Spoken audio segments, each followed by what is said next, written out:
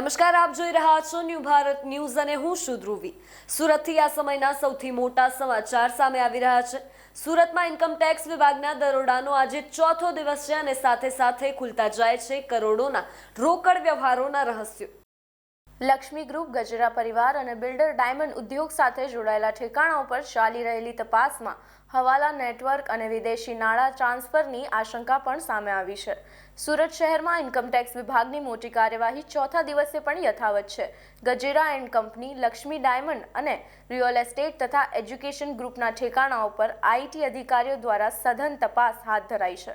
સૂત્રો મુજબ અત્યાર સુધીમાં 8 કરોડ રૂપિયાની રોકડ રકમ, સોના ચાંદીના કિંમતી ઘરેણાં અને 100 કરોડથી વધુ મૂલ્યના જમીન તથા ડાયમંડ સંબંધિત દસ્તાવેજોને કબજામાં લેવામાં આવ્યા છે। છેલ્લા 3 દિવસથી વસંત ગજેરા, ચુની ગજેરા સહિત ગજેરા પરિવાર સાથે જોડાયેલા અનેક સ્થળોએ આઈટી ટીમો તૈનાત છે। ખાસ કરીને બ્રોકર અનિલ બગદાણા સાથે થયેલા જમીન સોદાઓમાં મોટા પ્રમાણમાં રોકડ વ્યવહારો બહાર આવ્યા હોવાની માહિતી મળી છે। એક્સપર્ટ્સના મતે જો આ રોકડ વ્યવહારો બિનહિસાબી સાબિત થાય તો તેમાં 84% સુધીનો ટેક્સ દંડ લાગી શકે છે, જો આ કેસને વધુ ગંભીર બનાવે છે।